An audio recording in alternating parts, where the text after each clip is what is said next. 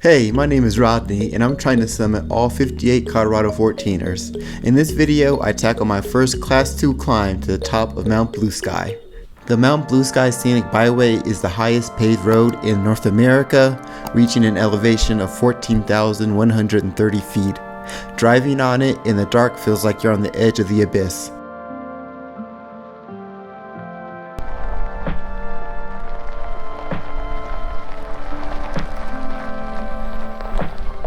The drive up here wasn't horrible, but it can be a little tense if you're not comfortable with narrow mountain roads.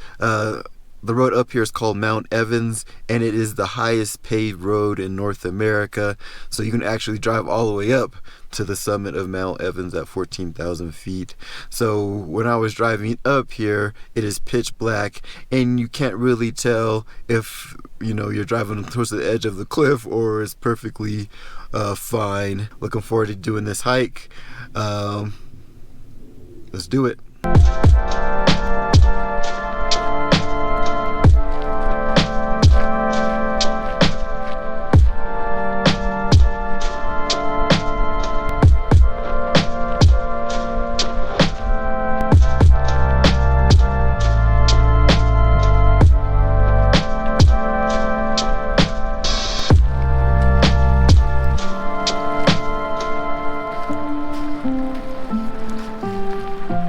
My first time being up here in this area is pretty beautiful. This should be a great hike. If I was looking at the map correctly, I think the trail goes along the ridge line. Let's get started.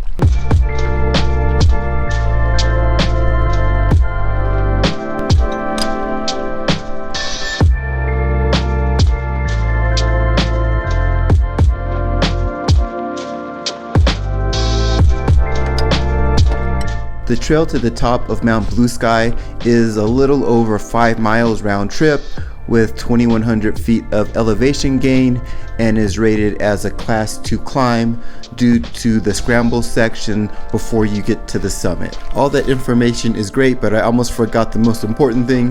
What is the toilet like? And I just want to say, these outhouses are like the cleanest, most maintained ones I've ever been in. They're excellent. And if you're a person that does hiking and running or anything like that outdoors, you know they can be a nightmare. These were top notch. This view is amazing right down there, Chicago Lakes. A few years ago, I actually attempted to snowshoe from Echo Lake up to the Chicago Lakes, but there was a fresh snowstorm a few days before and I completely lost the trail, so I had to abandon the trip pretty quickly, but it's still on my to-do list. And it looks like this is the part where the trail starts up to the peak and it does not play around. It's immediate incline, so this should be interesting.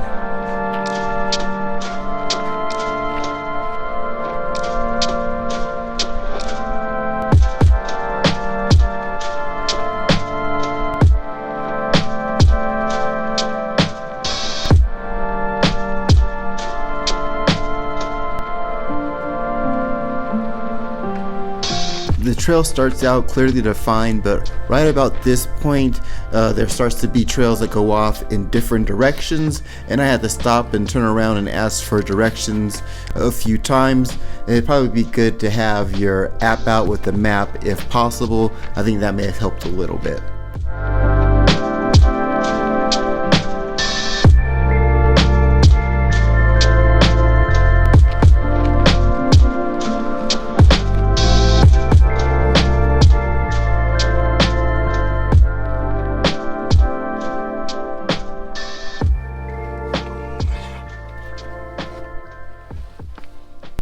Okay, made that initial climb up and it wasn't too bad. Once you first start, it takes a little bit to get warmed up. You're like breathing heavy, feeling your legs and thinking, man, I still got a long ways to go. For the most part, the trail was clear, and then it got to a point where there is a clear path in two different directions.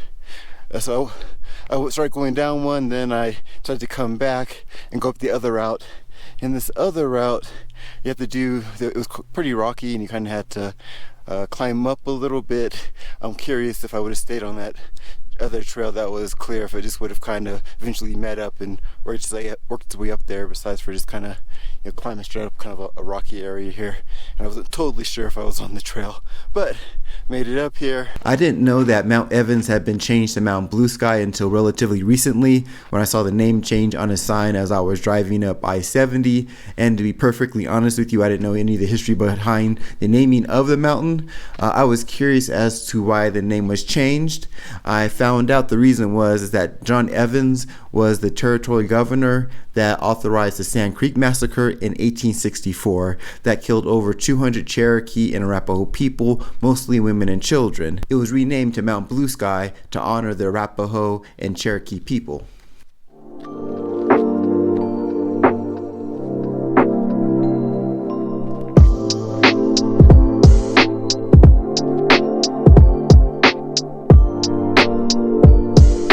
Feeling pretty good. The trail's gotten quite a bit easier once you make that initial climb up.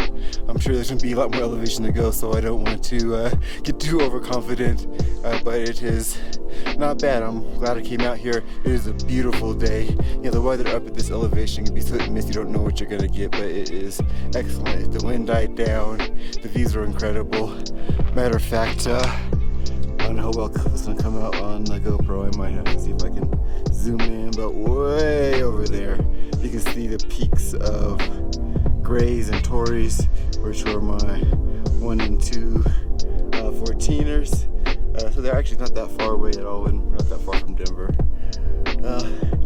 Ready to continue the hike, feeling good, and I think the ultimate goal is still pretty far away, but it's doable.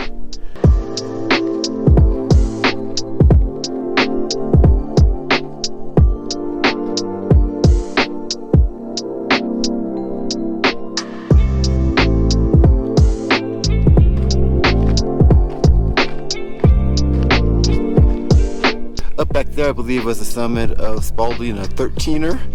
I made my way back down, kind of levels out a bit before we start climbing again.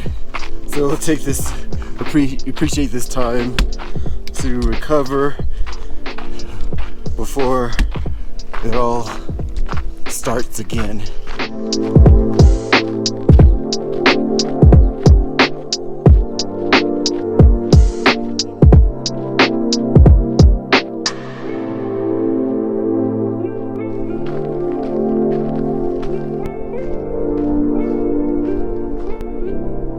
I had a few route finding issues early in the trail, but I thought it was all behind me until I came face to face with my hiking nemesis, scrambles. My route finding skills aren't great. It's almost a guarantee that I'm going to take a wrong turn or pick the wrong path, so this should be interesting.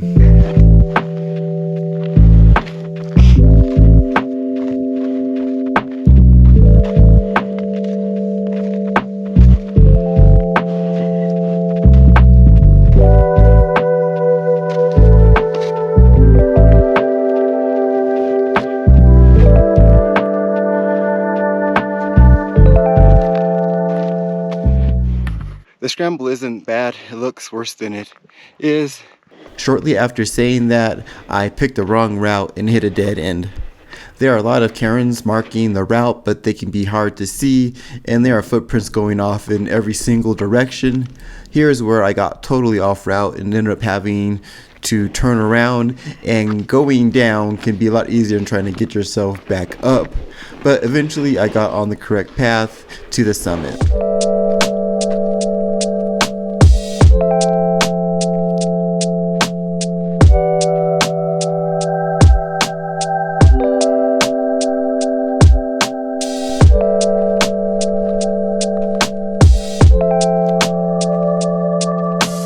I think I can see it right there. Not too much further to go.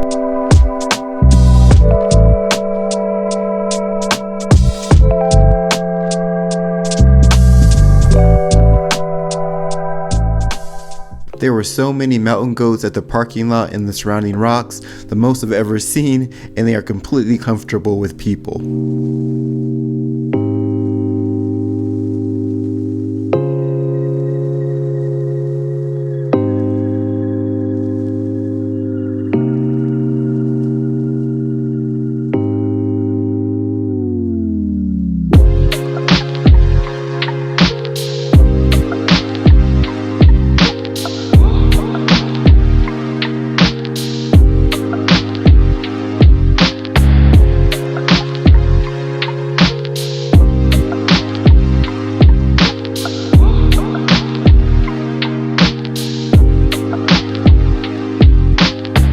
Once you get to the parking lot and see all the people that cheated by driving up, it's a short climb to the summit.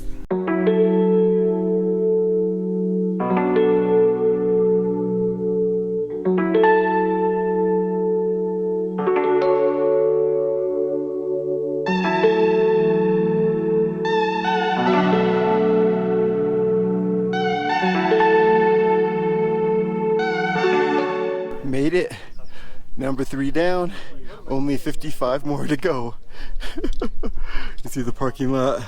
We started way down there. Yeah, this is not a bad one at all. Scramble section could be a little tricky if you're not comfortable with that and staying on the route. I'm ready to eat something, have a beer, get some rest before heading back down, which is like my least favorite part. I should have had somebody like drive their car up here and then like drive me back down.